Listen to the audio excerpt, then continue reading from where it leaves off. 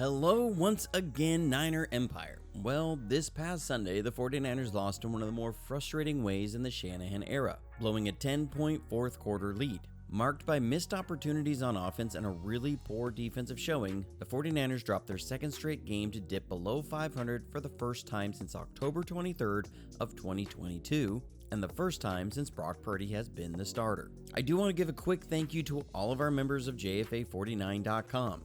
They are the ones whose direct support make content like this possible, especially during these weeks when the outcomes in the games aren't quite what we hope for. The support of our coaching staff truly are what makes these videos possible, and we can use your support.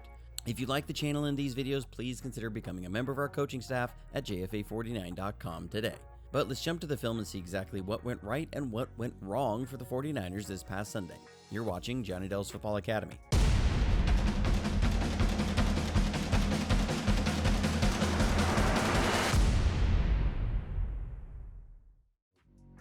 The game started out strong with the team getting out to a 14-0 lead early. One thing that I love about Kyle Shanahan is how he uses so many different ways to do essentially the same thing to a defense. So the way the Rams have played their defense for a while, they run a lot of man coverage with their outside corners, meaning even in a lot of their zones, the outside corners are still in man and they zone up inside, or they run various types of man coverage. So to attack this, Shanahan has many times used hard run action at their corners to set up big throws outside. Let's first go back to this play late in the 2021 season. Second drive in the second half, we're going to hit them with a variation. We're going to run this like a sweep to Debo. We'll have Jennings again look like he's going to crack block down on Ramsey's side. So when Ramsey sees this, he does what he did earlier, which is look to attack Debo hard and vacates his deep third responsibility, which leaves Jennings wide open for the touchdown. This is the punch-counterpunch of Kyle Shanahan and what he's doing and looking for on those opening scripted plays. Now let's jump to the 2022 season. We have numbers on the screen, and we all saw how our defense got gashed when we didn't have support on this versus Kansas City. And we're going to just run Ayuk up, fake a block, and go vertical. This lets Ayuk slip through wide open for the score. So here in this game, we're going to fake a toss to the outside, with Jennings the outside receiver, faking a block, and then going vertical. You can see the run action grab Tre'Davious White, and then Purdy gives a hard look off to the safety, and Jennings is wide open for the touchdown.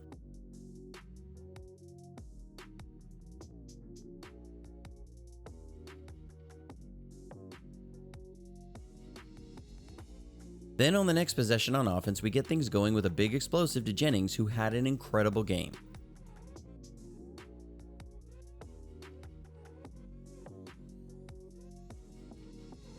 This is classic Shanahan. Hard run action, then a drift route over the middle. The Rams are in a form of cover 2, and I won't get all into the weeds on that. You see the run action suck up the safety, Lake, and Purdy is on time. One thing I love about Purdy is when the first window is there, he doesn't hesitate, and it's a pinpoint throw that's nearly a house call.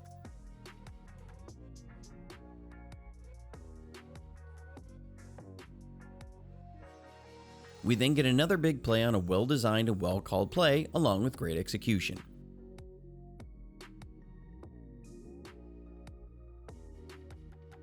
So the Rams are in a form of cover 4. This is a coverage that goes by a lot of different names. I know it is a Saban term, he calls it stubby. He calls it stubby because it's a form of his matching cover 4 called cover 7. So it's an S word as a check inside for his cover 7. And that's a lot, but what makes this a good design is we're running a sail concept, which is a clearing route paired with a deep out or corner route and a flat route. What makes it a good design against stubby is the outside release by Bell will trigger Meg coverage or man everywhere you go. Then a quick out to the flat will grab the curl player, and it's a variation where it's a choice out China. And a vertical route by the number 3 receiver will get passed off to the safety, while the Mike will now key the number 2 for any return routes. That's why you have a choice out China. So you set up your backup tight end for a good route to win. Purdy drops and identifies the corner in man coverage with his back turned. The curl player has picked up the choice out China, and Purdy throws this with great anticipation, and it's a big gain.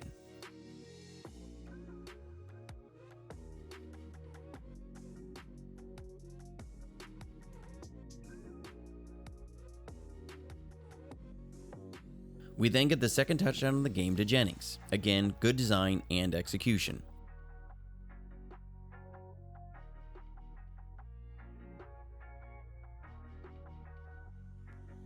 The Rams are again in cover 4, and we're going to have Ayuk and Jennings on double tree routes, or 10-yard out routes, and then Mason on a choice route. The idea is if they carry any of the verticals, you have Mason on a choice into the voided area. If they don't, you'll have both players one-on-one and Purdy can read outside in. You see the underneath coverage pass off the verticals, and Jennings and Ayuk are one-on-one, with Jennings on a safety as the underneath coverage has eyes on Mason on a choice. Purdy is able to buy time and find Jennings in the back of the end zone for the touchdown.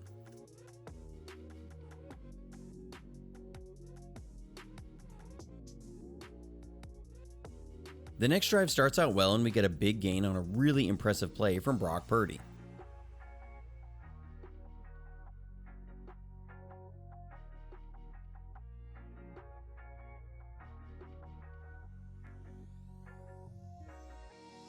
So the Rams are going to come with a 2 deep, 4 underneath zone blitz, and what they're doing is they're going to run this with a linebacker matching down the middle. We're running what's called a pull concept. It's a streak paired with a deep comeback, and it can work against cover 3 or cover 2. The idea is to put the deep zone player on that side in a vertical stretch. We go with the run action, and when Purdy flips his head around, he's reading the corner who's playing as a deep half player, sees him in a bail, and makes a really nice off-platform throw with pressure right in his face. LA got a guy basically unblocked off the edge, and he still made the throw.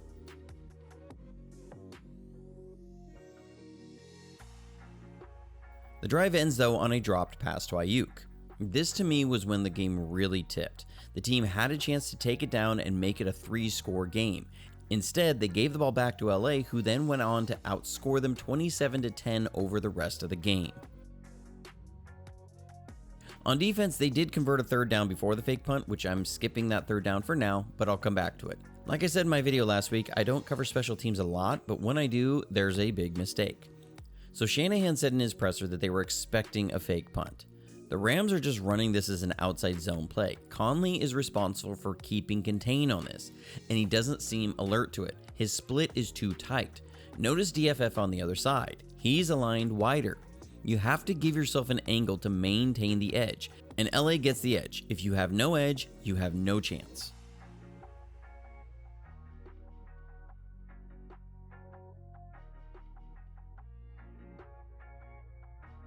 So after the first down, you're going to see the Rams get to something they had a decent amount of success with in this game. They ran a lot of what's got a few different names. I've always known it as duo. It's like an inside zone, whereas an inside zone emphasizes horizontal movement in the double teams, this emphasizes vertical movement. So the left guard and center will double team, looking to drive vertically, then peel the center off and get up to the second level. The right guard and right tackle will double team, and the right guard will peel off and get to the second level. Then same with the 2 tight ends. We have Jordan Elliott to the offense's right and Kevin Givens to the offense's left. Givens plays this just how you want to see it played. He anchors and absorbs the center. He's understanding who wants to peel off and won't let him. Jordan Elliott, though, anchors and sheds the right guard and allows him to get up on Fred Warner. Same on the end with Yetur Gross-Matos. This is not how you draw up these fits. You want your second level players kept clean, not taking on bigger blockers, and they get about 6 yards on the play. Then another problem we had was just not enough of a pass rush.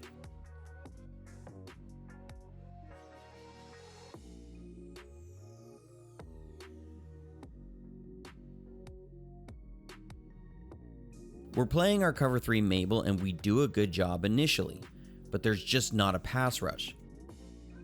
Stafford has way too much time, and as the coverage breaks down as he starts to move, they get a completion.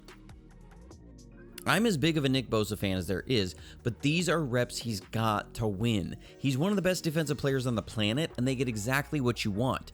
4-1 slide away from him, he's one-on-one with a backup tackle with no help. This should be a quick win every single time. He goes for a spin move and gets planted.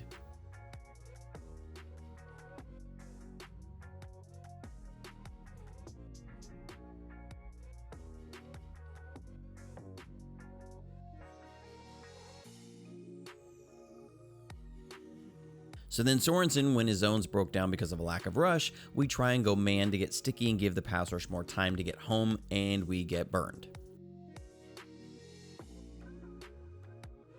It's man coverage, and we're playing a cone coverage on the number 3 with the safeties. with Fred Warner playing the number 3 for anything short and inside. But this means you have Devondre Campbell isolated in man coverage, and the Rams are going to run Kyren Williams on a choice route out of the backfield. That is not a good matchup, and Fred isn't able to get over in time, and it's a touchdown.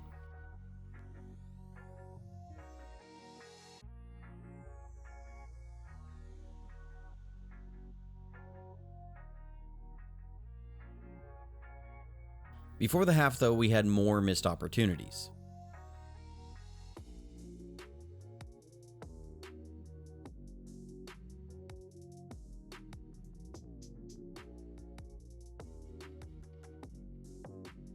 Here we're running a levels concept, and again this is another variation. Instead of an under route, we're running a drag China. This is again because the Rams are in that cover 7 stubby form of cover 4. And I hope that isn't too confusing or wordy. I am going to be dropping a cover 4 video on my members website going over this stuff this week, so members, stay tuned for that. Because they got burned last time, the underneath defenders are playing much softer than they were against the sail concept. They drop back, and Purdy really has two good options. He's got a uke coming across on a slant, or the drag China. Either one would have been a first down with about 25 seconds left in the half and moving the team into field goal range. But Colton McKivitz got destroyed by Byron Young, who got a strip sack on Purdy.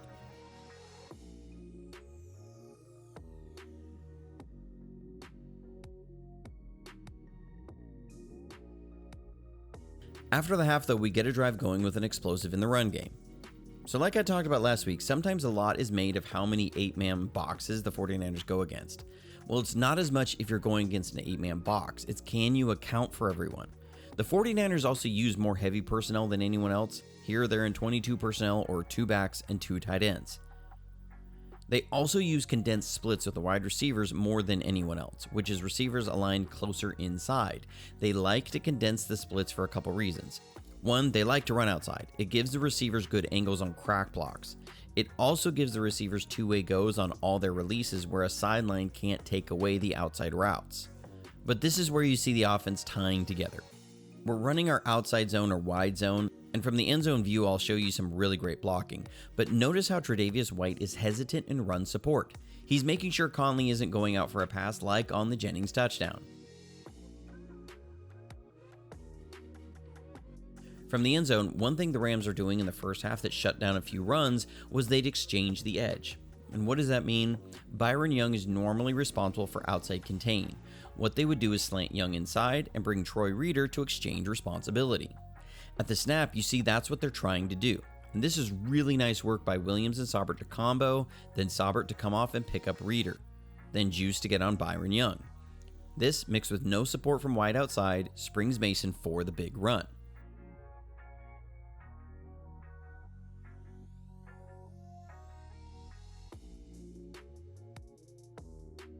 It all then sets up Jauan Jennings for his third touchdown of the game.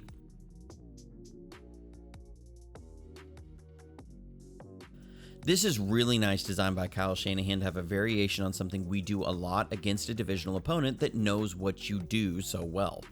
So we run a play a lot called the Chevy concept. The Chevy is what Kyle calls a Chevy route or a 6-step post route, paired with a Tony route, which is a 5-yard stick route.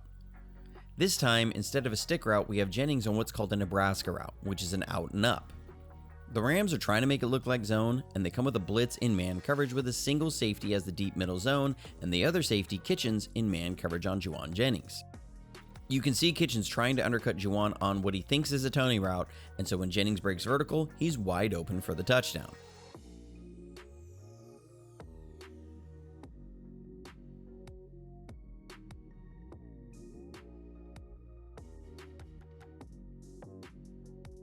Back on defense, the second half was abysmal. After forcing a punt on the Rams' first possession out of the half, they gave up a score on every single possession for the rest of the game.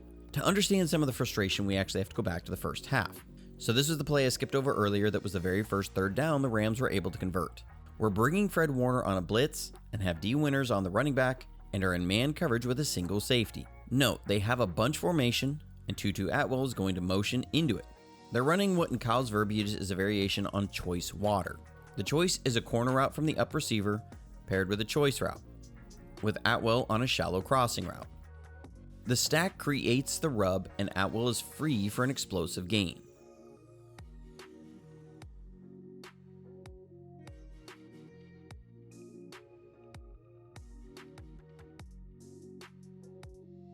Okay, fast forward to the second half. It's 3rd and 6. We're in the same look, same defense. Fred is going to come on a blitz. Campbell, because D. Winters hurt his ankle, is on the running back, single deep safety. The Rams again have the bunch formation and motion Atwell into it, and again are running choice water. Again, Tutu Atwell springs for a big conversion on 3rd down.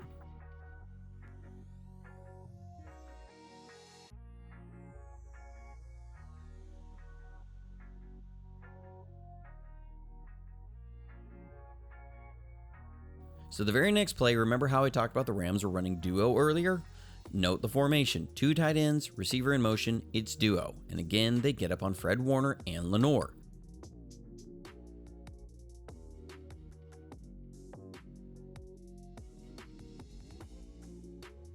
So they get 6 yards on it.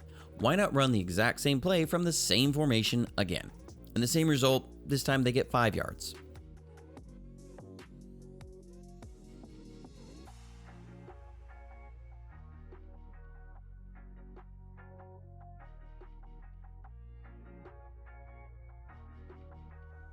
And you can see the frustration by Fred Warner.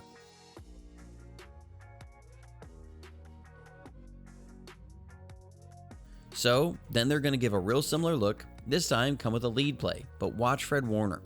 After giving up the back-to-back duo runs and having to fill and try and take on a guard, he's trying to get aggressive and looks to first attack what he thinks is going to be another duo to his side.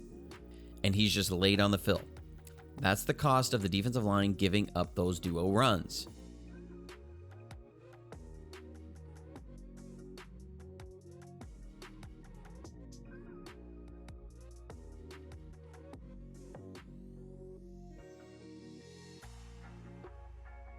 Back on offense, we do get another drive going with a big explosive, and I couldn't not talk about this catch from Juwan Jennings.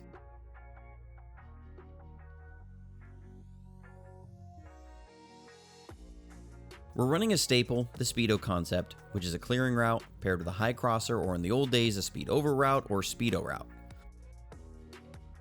The clearing route takes the 2 deep safeties, and Lake gets good depth to pick up Jennings, but Juwan would not be denied.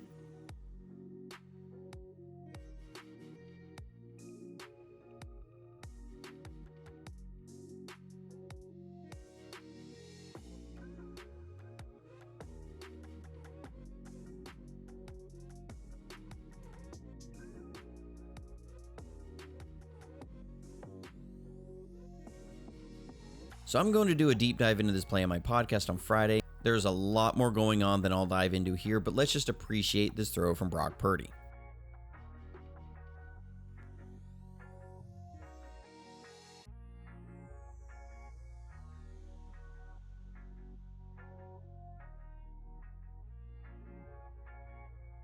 The drive, though, ends in a field goal after we failed to convert on 3rd and 1.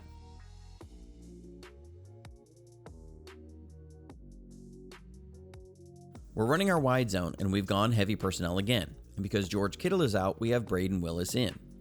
First, when we run these motion doubles on the outside, Willis needs to be way tougher and stronger than this. They're doubling Byron Young, and Willis needs to blast him out of the hole and widen this gap.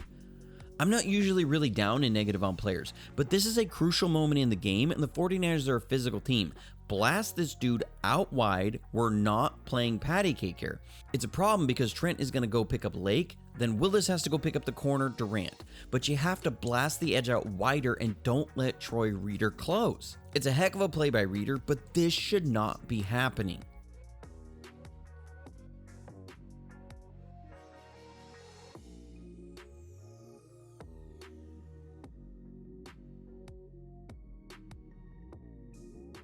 Then, back on defense, we give up a big explosive.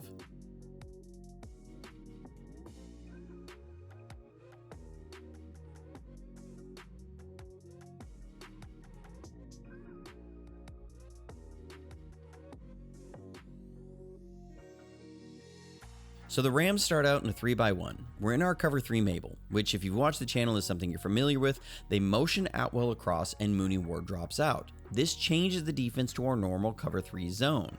I talked about this in week 1 and 2, how this season we went back to what the 49ers did more under Saleh and Ryans in our cover 3, how the curl flat players were carrying the seams more. The Rams are running a basic concept, which is normally a basic route paired with a rail route.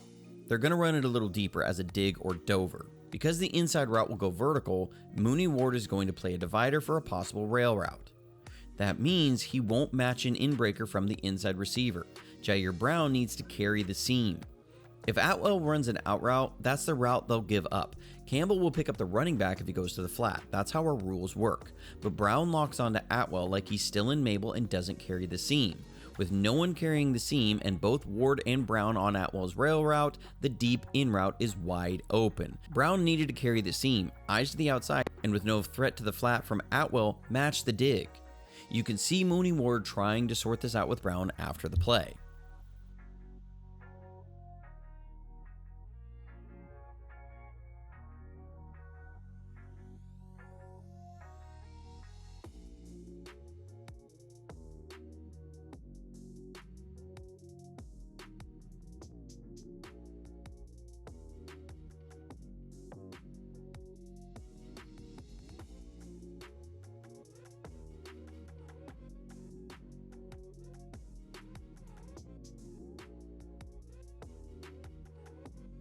So then we give up another third down conversion.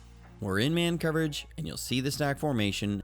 Atwell motion to it, and yep, you already knew it, they're running the choice water again. This time we do have Fred Warner lurking on that route, but Jair Brown got caught up in the interference and gives up the choice. This is where I have an issue with Sorensen. Each time, man coverage, they beat you with the same play 3 times. 3 times. Exact same play. And this led to a short field goal in the game.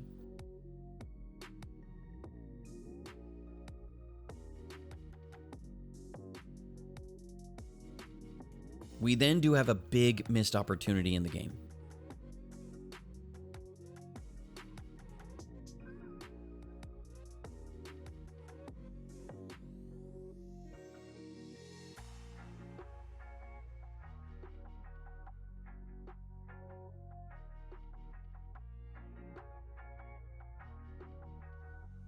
So we're running this like a deep hank concept, which normally a hank has an over route over the middle and then a curl flat on the outside. This is a deep one because an over route is at 6 yards. Here we're running an attack route, which is at a depth of 10 yards. Then a couple read routes. Read routes will attack down the seam and sit down at depth at 20 yards if the safety is backing up. If the safety is flat-footed or there's daylight, they'll run a vertical. Juwan is the number 1 in the progression, Ayuk is number 2, Mason number 3. The Rams are showing single high pre-snap, and post-snap should be rotating into what's called cover 2 sky weak. Sky weak being a safety in the flat on the weak side. Tre'Davious White then should be a deep half zone. Purdy is reading the middle safety, and when he sees him fly out in a half-field coverage, he's expecting another deep half player to the other side. Jennings is taken away as his number 1, so then he gets to Ayuk, and LA has busted their coverage. So BA is heading to daylight, and the bust just takes Brock by surprise. Kyle confirmed this in his conference call, and I know it's easy to say, well, a great QB should see that and throw it. I've watched guys like Mahomes, Rodgers, Stafford get surprised by busts in coverage and not pull the trigger. So we can't just say, Brock's got to see that and throw it, the best in the game do. Does he need to throw it? Yes. But busts are often the harder things to see because it's not what they've spent all week looking for and trying to see. The fact was we were backed up because of a bad hold penalty, and we still had another opportunity on third down.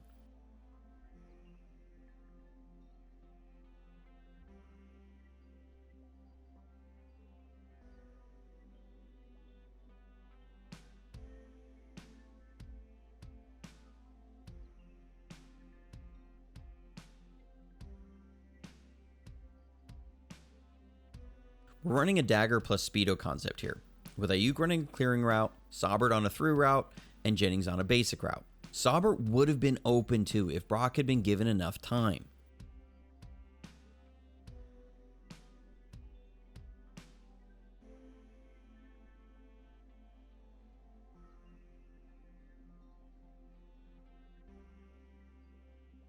So Pooney is expecting a stunt with the way Braden Fisk crosses his face. That's why he's not stepping up and locking him down.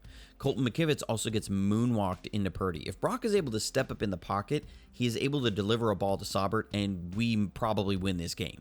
But nope, it's never one play. It's a series of mistakes that cascade on each other.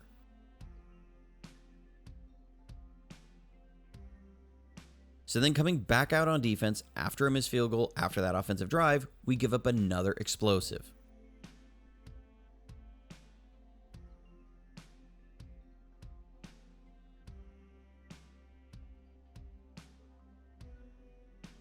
So just a few plays ago, I talked about how they brought Atwell in motion across and ran a deep in, paired with a rail route. Well, it's the same play. The same play. This time we're in cover 4. Now this one I can't be 100% sure on because we gave up a similar play to this a couple years ago against the Dolphins, and we matched this the same way, and then Hufanga said after the game the play was on him. But with the 2 vertical routes, Mooney Ward should convert to man on Tutu Atwell, and Brown attack the deep in from the number 2 receiver. Stafford is reading Brown, and when he sees him flat-footed, is going to throw the rail route leading to the middle of the field, and he just runs right by Mooney Ward. And this stuff is so frustrating. It's the same play they ran earlier. The same play.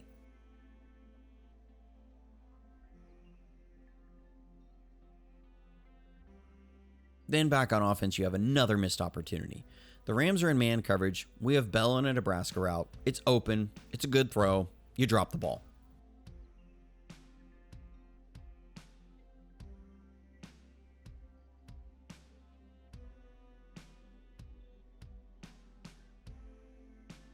And then another special teams blunder.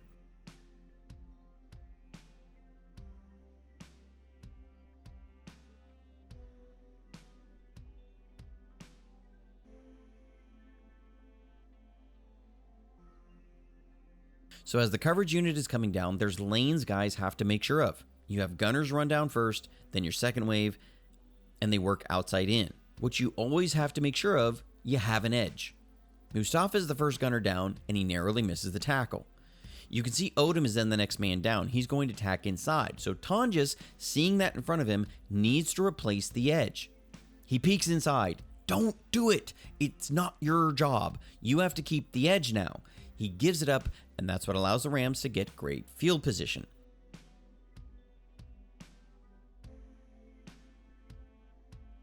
And then this is just, you've given up explosives in zone the past 2 drives, so you try and go man, and they just line up a tight end on Devondre Campbell, and this happens. As you can see, this is one of the more frustrating losses. I know the comments will be full of fire everyone, so yeah, there's a lot of issues. They got to correct them, get right, get as healthy as they can. Javon Hargrave has been lost for most likely the rest of the season, and so they'll have to get right in a hurry. You can't have games like this at all. But that's it for this week, y'all. Make sure to like and subscribe. Not because you like the product or the play, but it's a free way to support the channel. But as always, stay safe, stay healthy, and go Niners.